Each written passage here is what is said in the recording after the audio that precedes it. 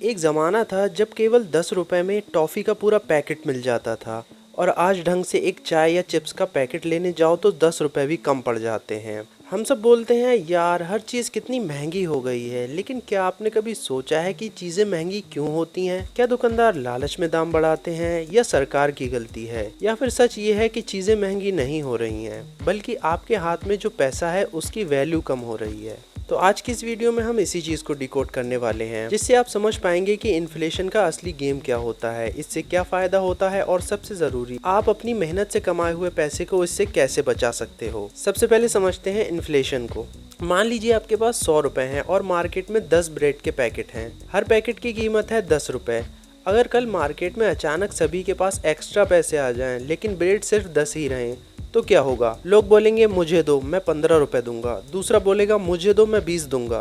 Bread वही है, उसकी क्वालिटी भी वही है, लेकिन उसी ब्रेड के लिए ज्यादा कागज के नोट देने पड़ रहे हैं। इसका मतलब महंगाई, चीजों की वैल्यू बढ़ना कम और पैसे की परचेजिंग पावर का घटना ज्यादा होता है। अब समझते हैं ये होता क्यों है। इसके पीछे कई सारे रीजंस हैं, चलिए उन्हें स्टेप बाय स्टेप समझते हैं। सबसे पहला रीजन है डिमांड पुल इन्फ्लेशन। जब मांग ज्यादा हो और सप्लाई कम हो। इसका क्लासिक एग्जाम्पल है कॉन्सर्ट टिकट्स या फेस्टिव सीजन में फ्लाइट टिकट्स। जब बहुत सारे लोग एक ही लिमिटेड चीज के पीछे भागते हैं तो सेलर दाम बढ़ा देते हैं। जैसे ही लोगों की इनकम बढ़ती है या जॉब मार्केट स्ट्रांग होती है, लोग ज्यादा स्पेंड करते हैं, जिसका मतलब ज्यादा डिमांड और हायर प्राइस। दूसरे नंबर पर आता है कॉस्ट पुश इन्फ्लेशन, जब बनाने का खर्चा बढ़ जाए। अब सोचिए एक समोसे वाले के बारे में। आलू महंगा हो गया, कुकिंग ऑयल का दाम डबल हो गया, कमर्शियल गैस सिलेंडर का रेट बढ़ गया। वेंडर चाहे या ना चाहे उसे समोसे का रेट 10 रुपए से बढ़ाकर 15 रुपए करना ही पड़ेगा, वरना उसे अपने घर से पैसे लगाने होंगे। इसको बोलते हैं कॉस्ट पुश।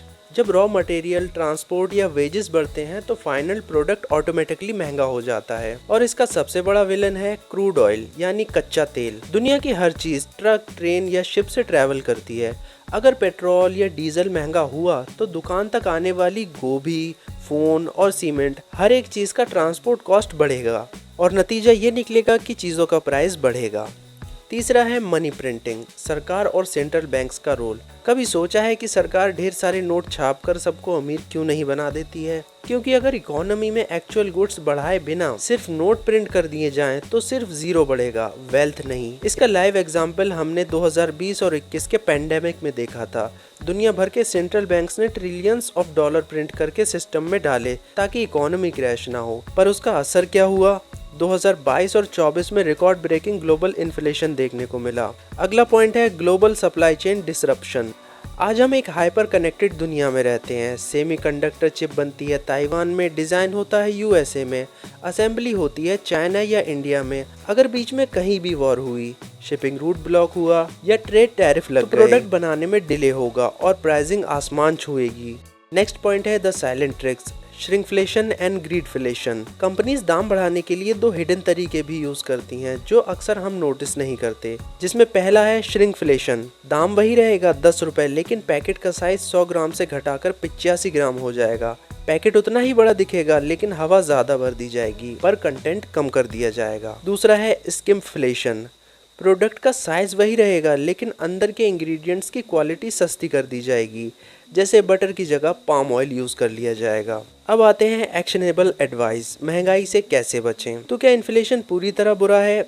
वेल, इसका आंसर है नहीं, क्योंकि थोड़ा बहुत इन्फ्लेशन हेल्दी माना जाता है, क्योंकि ये कंपनीज को ग्रो करने और सैलरी बढ़ाने का इंसेंटिव देता है। प्रॉब्लम तब आती है जब आपकी सैलरी 5% बढ़ रही हो और बेसिक खर्चे 10%। आप इस गेम से कैसे बच सकते हो? इसके कुछ तरीके मैं आपको बता देता हूँ।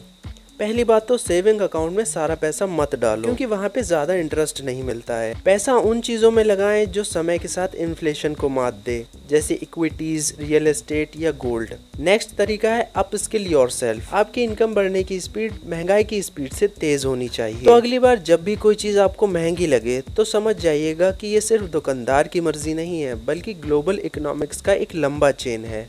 अब मुझे कमेंट सेक्शन में आप बताइएगा कि आपको ये वीडियो कैसा लगा, और अगर आप फ्यूचर में इस टाइप की वीडियोस देखना चाहते हो तो मुझे कमेंट सेक्शन में ज़रूर बताना। और अभी तो हमारे 21 सब्सक्राइबर हैं, क्या आप मेरा 22वां सब्सक्राइबर बनना पसंद करोगे? अगर हाँ तो जल्दी से जाके सब्सक्राइब करो, और जाते जाते मुझे नेक्स्ट वीडियो का एक आइडिया देते जाना ताकि मुझे कोई प्रॉब्लम ना हो आइडिया ढूंढने में।